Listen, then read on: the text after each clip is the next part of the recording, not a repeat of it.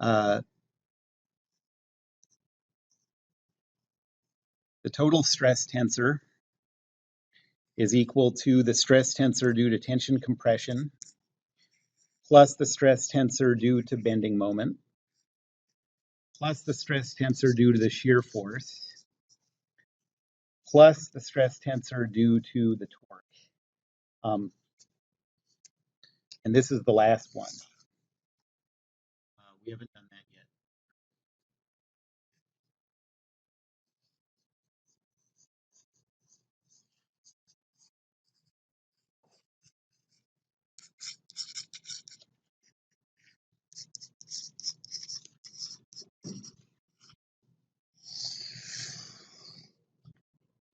Okay, so first, let's think about what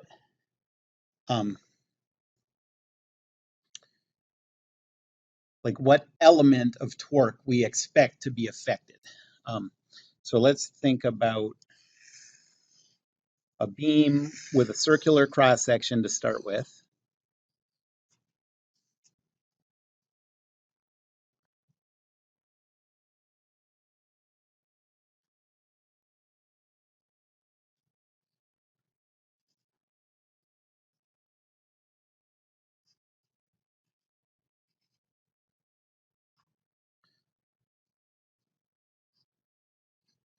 Okay, there's the coordinate system we're using.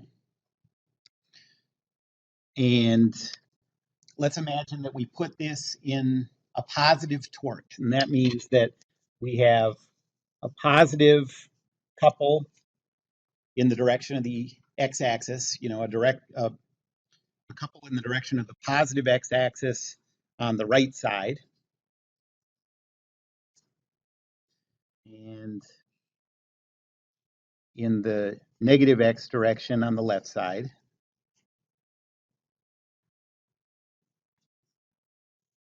And let's think about what this would do to stress elements on the surface. So if we start out with a stress element like this, just imagine like we start out with sort of a rectangular piece on the surface of that. I have it sort of curved because I'm drawing it with a finite size, but imagine limiting this down to 0 size. What's going to be the deformation of that thing when you apply this torque? So this torque causes a rotation of that side that way relative to this. Yep, and so it's going to twist. We can think of the twisting that would happen as going like this, right? And in order to get it to twist like that, yeah, it's an angle. And so you can see that it's going to be a shear stress. That's going to require a force pushing that side down and a force pushing this side up. Okay. So if you think of that as a stress element, what are those? I guess they're really tractions. Like what face is it on? The positive and negative, what face? X face. And what direction? Y direction. Yep. In this case, so you see that a positive internal torque is going to lead to a negative XY shear stress. Okay. So a positive internal torque leads to a negative tau XY.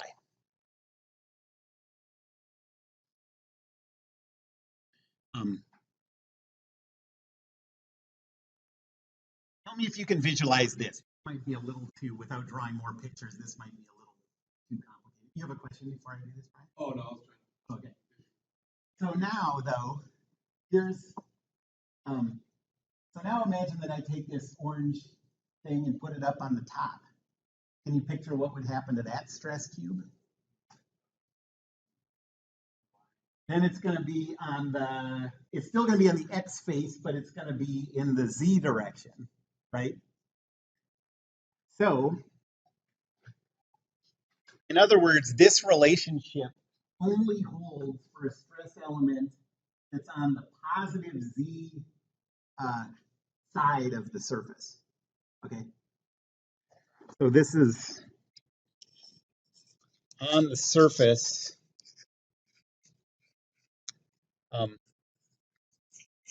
in the direction of positive Z from the centroid. Okay.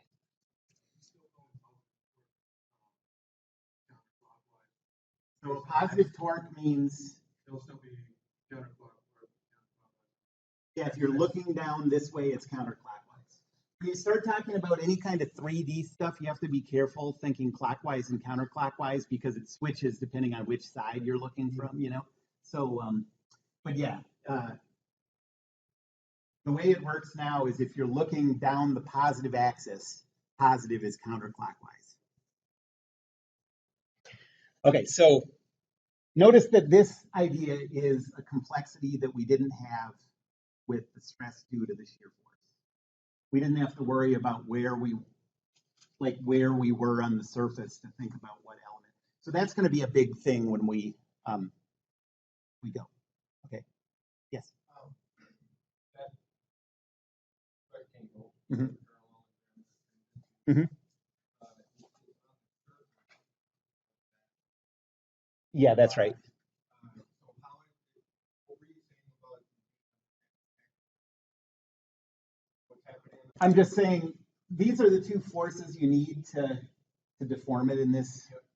And so think about what stress element that is.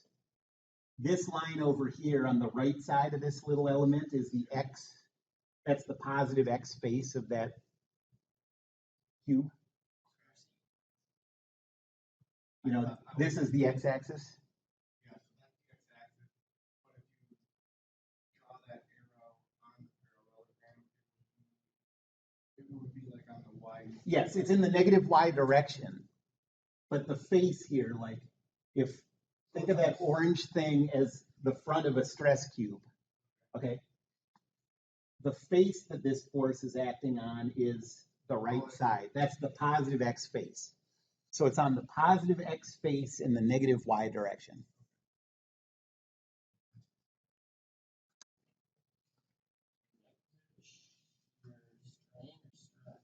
Well, it's both. Remember that for the materials we're dealing with, linear elastic isotropic materials, remember what the compliance matrix looks like. In the shear part of the compliance matrix, all you have is a constant relating the shear stress to the corresponding shear strain. So if you have one element of shear strain, that's also the element of shear stress you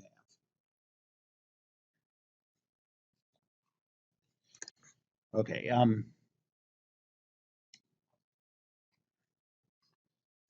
We can do this for two different cross-sectional shapes. So the beam requirements.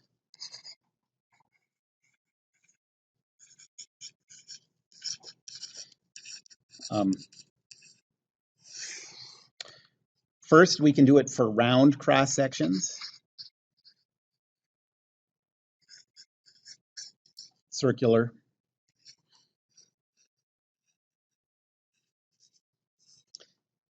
And second, we can do it for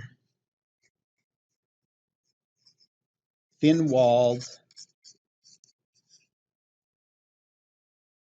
closed tubes. And these can be any shape. This is all of a sudden a pretty amazing flexibility that we're going to have. But so you could have a cross section like this.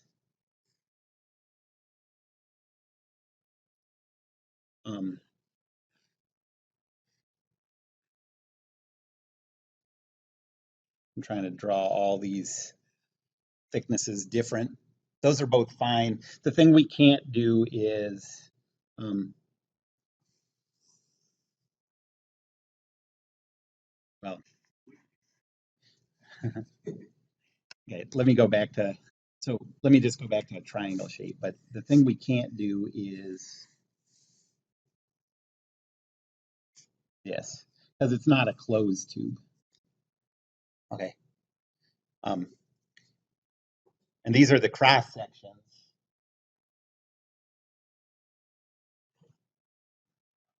So this is no good. These two are okay.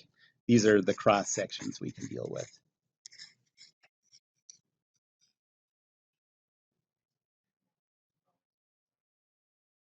Let's say um, less than 1/10 of the diameter. But again, like most of these things, the way it comes about when you're deriving these equations is that you limit it down to 0. So uh, the thinner the tubes are, the better your answers are. And so there's no real cutoff, but let's say 1/10 of the. Yeah, right. I mean, you could do it that way, and uh, but it's just if the hole was a little bigger, it would give you a little better results. A little bigger, a little bigger. There's no real like cutoff. It just has to do with what precision you'll accept. Um,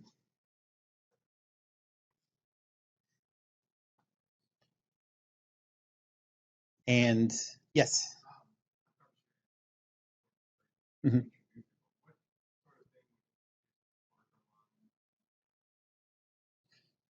Uh-huh. Mhm.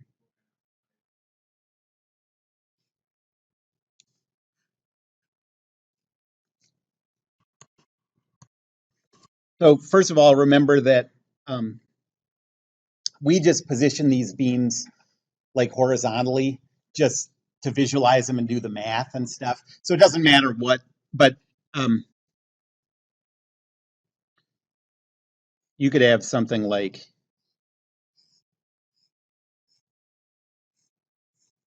a thing like that with two handles attached, and for some reason there's going to be a force applied that way and a force applied that way. That would, and if this is makes a fixed joint with the ground, that would cause this torque along that. Mhm. Um, a lot of times motors, you know, that's what's causing this torque. Um, the motor's applying some force to something, and so, uh, there's some kind of shaft that's being torqued. Yep.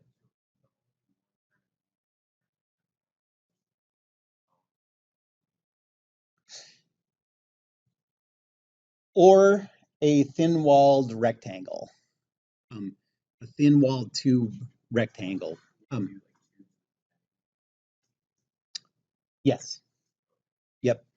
Um, and we'll do a couple examples where we combine all this stuff. But yeah, so I guess I like that way of thinking. So yeah, what could we do like a full problem of and figure out everything on the whole cross section? We actually can't do it for a circular cross section. For a circular cross section, we can't figure out the stress due to the shear force unless we only want it along the neutral axis. Okay, so the only beam where we could calculate the stress over the entire cross section is a thin walled rectangular tube. So too bad. Uh,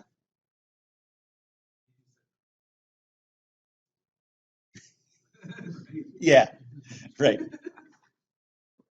Um, yeah, that's a real shame.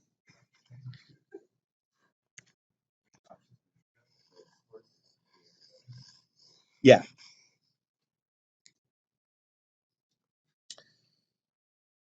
Um, Although remember that in a lot of beam problems, there's no torque. Like a lot of times, torque will appear sort of separately in problems from the rest of the stuff. it's not as common that you have torque going on at the same time that you have transverse loads going on. So if so I'm combining all these things together, but normally you either have like a beam problem or you have a torque problem. Okay, well, so first we're going to go to cross sections.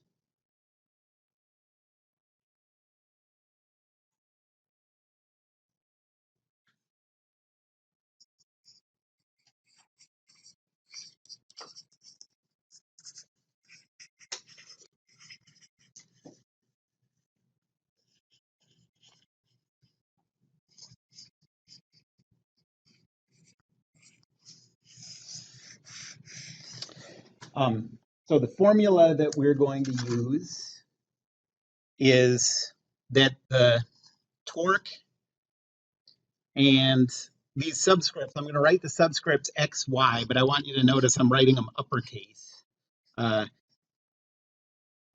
Normally I write them lowercase, and I'm doing that because of this complexity that I mentioned before, and it's going to sort of come back. We're going to have to deal with that.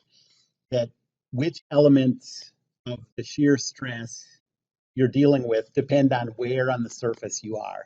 Okay. But this torque, capital X, capital Y, is going to be equal to negative internal torque times rho. That's the distance from the centroid to the point of interest, divided by this new thing, I sub p.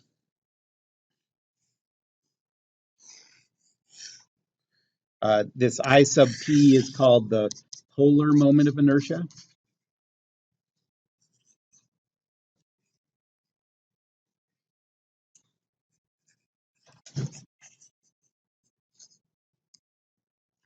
And you can think of that rho as like a radius to the point that you care about. So before we can do these calculations, we have to define this I sub p. Oh, also that negative comes in just, like when I first drew the picture of this beam being torqued and drew the element that's being deformed. That negative comes about just like because of how we talked about it. Okay. A positive torque corresponds to a negative xy.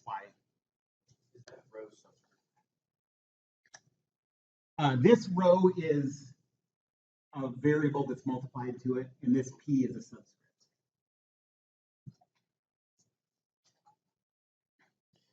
Okay, so polar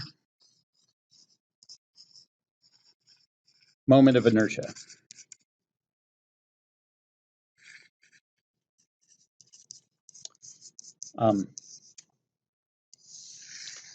The integral definition for this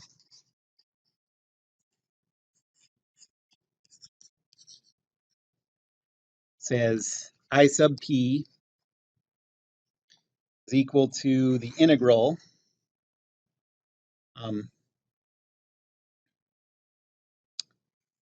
of rho squared dA,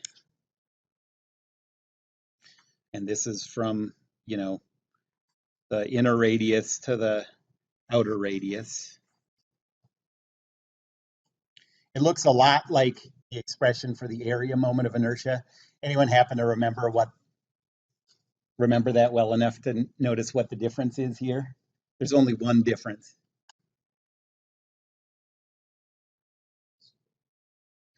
It's squared in the area moment of inertia too. Yes, that's the difference. In this case, we're talking about a radial distance from the centroid. Okay.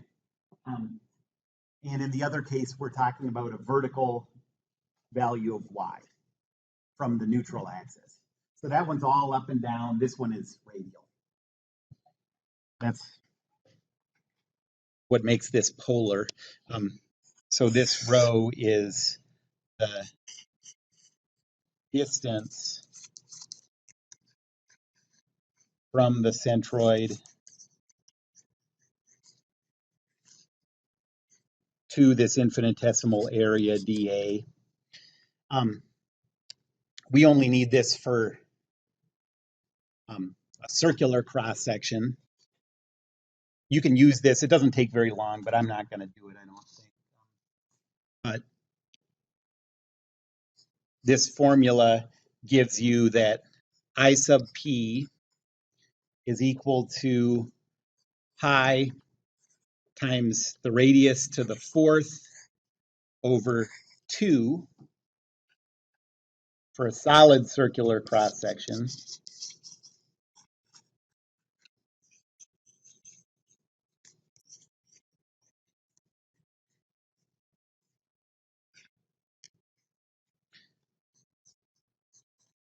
And for a hollow circular cross section, it's pi over 2 times the quantity r outer to the fourth minus r inner to the fourth.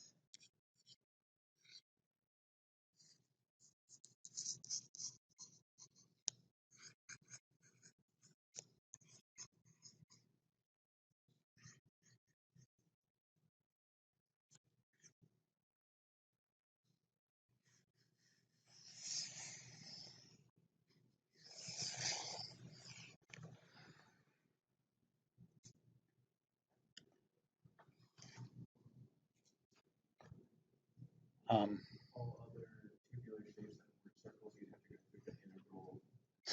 No, so we are not going to use the polar moment of inertia for the thin-walled tubes. We'll have a whole different way of calculating it.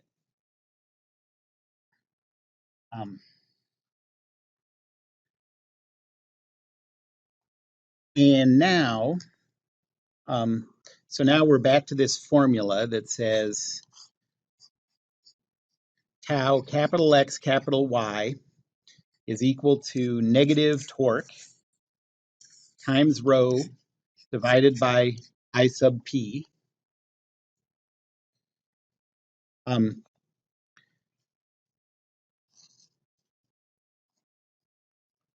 the coordinate system, capital X, capital Y, capital Z, has the capital Z axis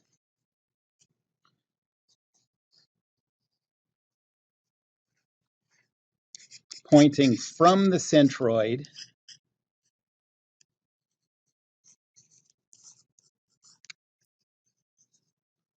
toward the point of interest.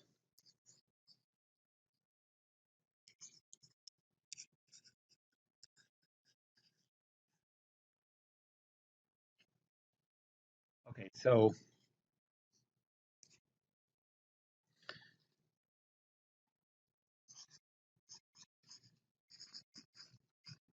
as an example, let's say that we have this circular cross section and we want to calculate the stress due to torque here.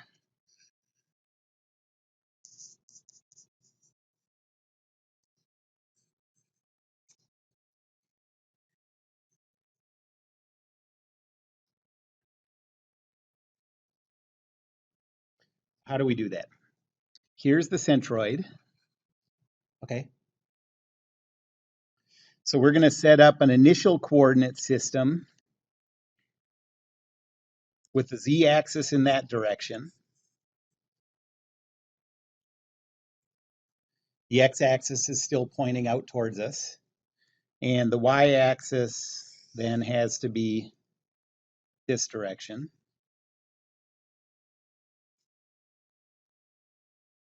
Okay. This is, when you first start thinking about this is sort of tricky. It'll make good sense, I think, to you and not too long. But now the coordinate system that we want in the end is this one, right? This is the lowercase one. Okay. So how do we do this? Well, we use the formula, and it gives us the torque in this capital coordinate system, right? And once we have that stress tensor, we use rotation matrices to transform the stress in this coordinate system to the stress in this coordinate system. Okay, so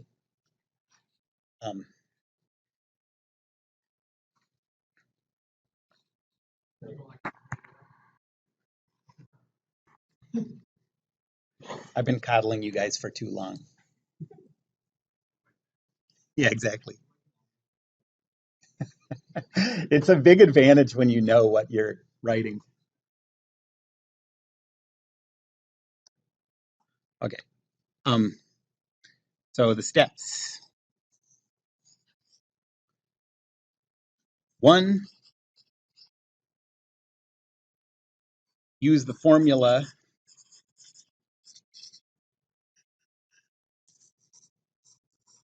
to calculate, I'll call it the stress tensor, capital XYZ.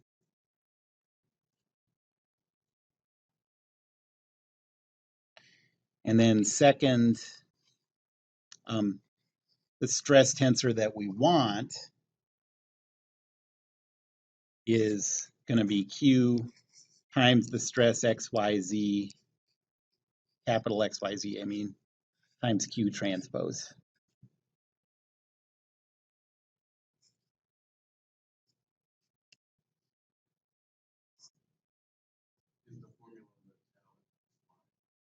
Yeah, that's right.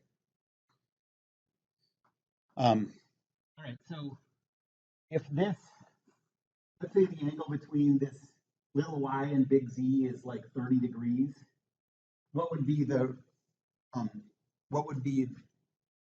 rotation matrix that we would have to use? About what axis and what's the angle? Yes, very good. Yeah. So surprised. well, I just had to think. I wasn't that surprised. I was just like trying to think of it. So we're talking about a positive, to get from this to this, it's a positive x rotation, okay? And you have to go 30 degrees to make those line up, another 90 degrees to make those line up. So positive 120 about x. And so make that your Q matrix, do the transformation, and then finally you can add that stress tensor to the stress tensors you got from bending moment and all that stuff. All right. So let me do an example problem.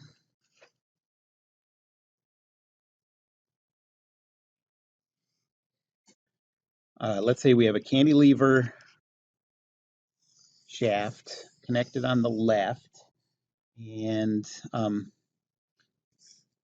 we have a torque of 40,000 Newton meters.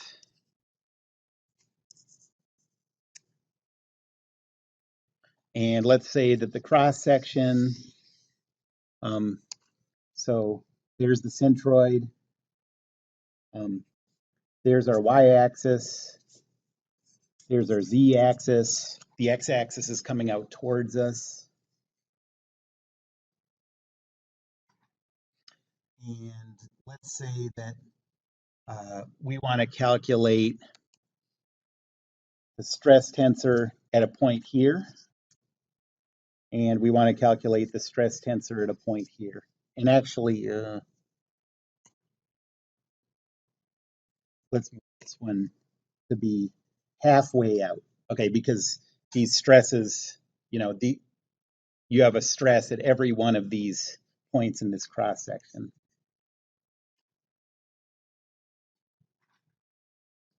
So part A, what's the stress due to torque at A? Part B, what's the stress due to torque at B?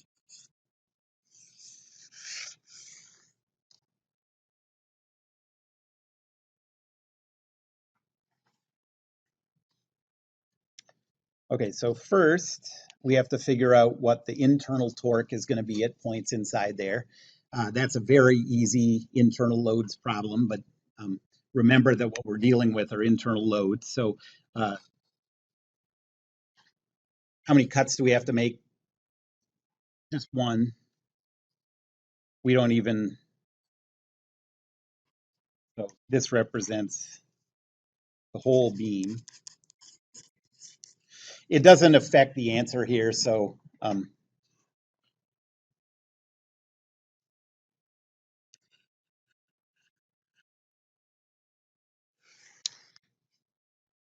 okay, so I'll make a,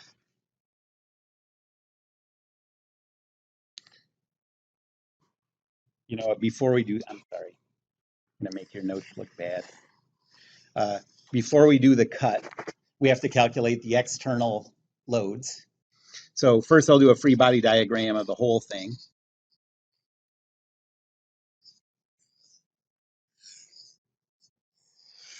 Okay, so we have, well, probably not, but I'm going to show you how you would. Okay, so 40,000 Newton torque, Newton meter torque there. And over here we have our reaction torque, TR.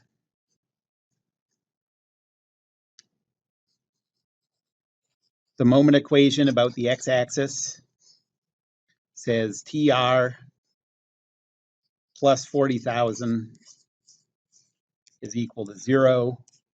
So that reaction torque is negative 40,000.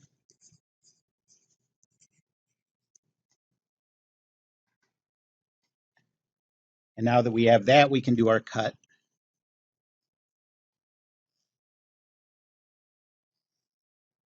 So for points inside this shaft, we have a reaction torque going this way of 40,000, we figured out.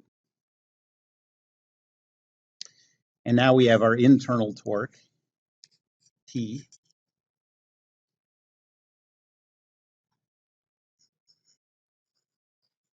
So the moment equation about the x-axis says negative 40,000 plus T is equal to 0. So T is positive 40,000.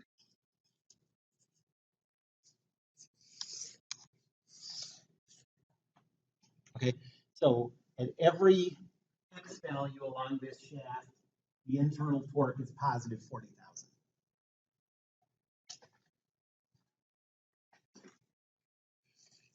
So this is valid for every x.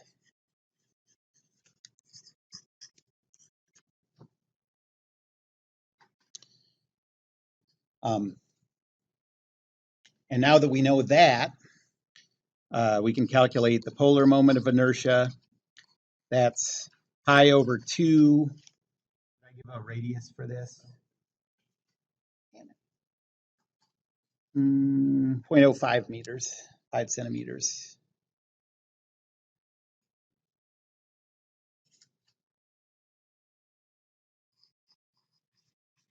So the cross-sectional radius is 0.05 meters.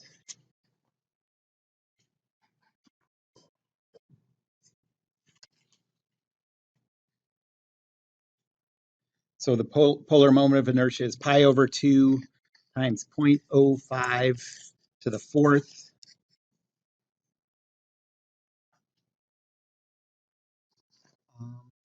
And that is 9.82 times 10 to the minus 6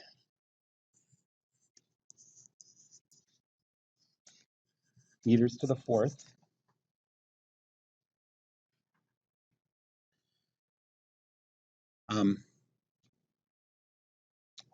And so this is the polar moment of inertia we're going to use for both A and B. That represents the whole cross section, okay? And so now I can split it up into parts A and B. For part A, the point that we're interested in is this. And so in this case, our capital coordinate system is equal to our normal coordinate system, our actual coordinate system.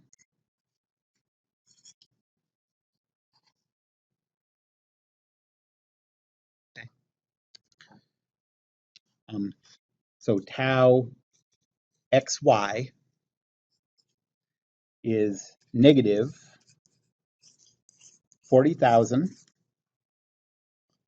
times the distance from the centroid to the point of interest. In this case, that's just the radius. Divided by 9.82 times 10 to the minus 6. And you get a value of 2.04 times 10 to the 8th negative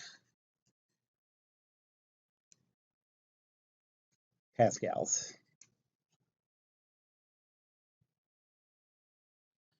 Since our temporary coordinate system is already lined up with our actual coordinate system, we don't have to do any kind of rotation.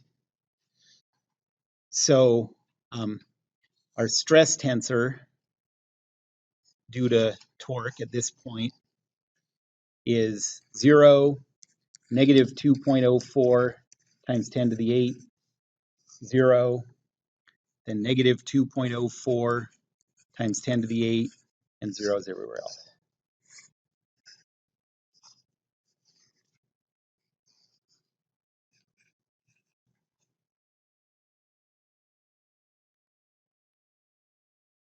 Any questions about that? Yep. So when we do add up our total sigma, we should have a full cube eventually. Let's see, we still won't have YY or ZZ, but we can have everything else.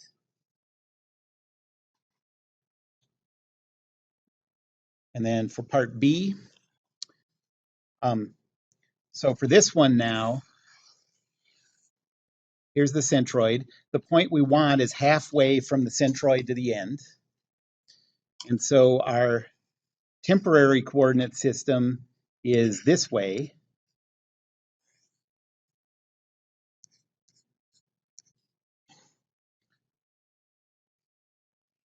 Our final coordinate system is this way. And so it's going to be a 180-degree rotation about x.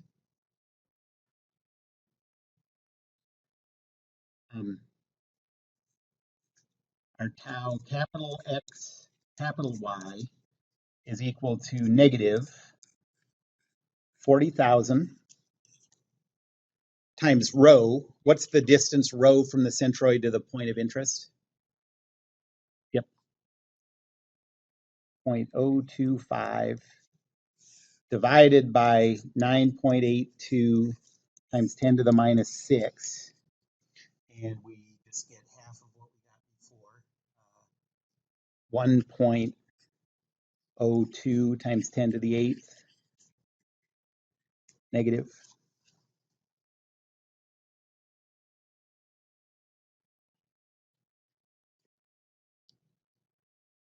And so our stress tensor in the temporary coordinate system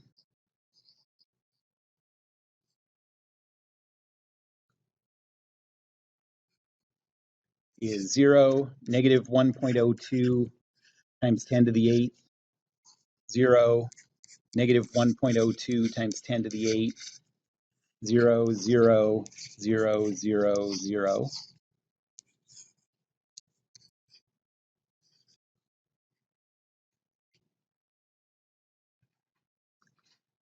A rotation matrix is 180 degrees about the x-axis,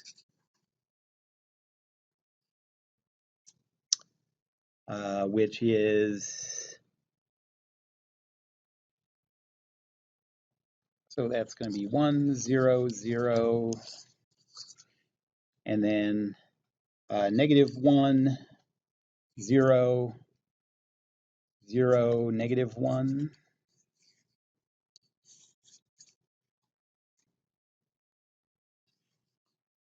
Our final stress tensor due to torque is equal to Q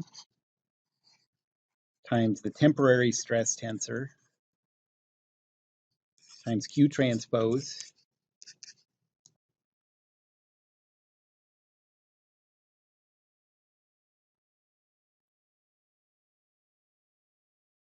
and in that case all you get is it just flips the signs of these two because of the 180 degrees. You can just plug it into your calculator. You don't have to see that, but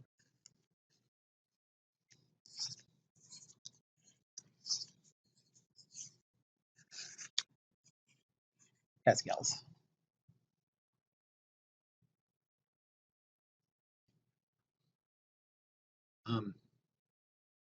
What is the stress tensor due to torque? Okay, this is the last question, and then we're done. What's the stress tensor due to the torque for a point at the centroid? 0. That's right, because rho is 0, so none of the other stuff matters.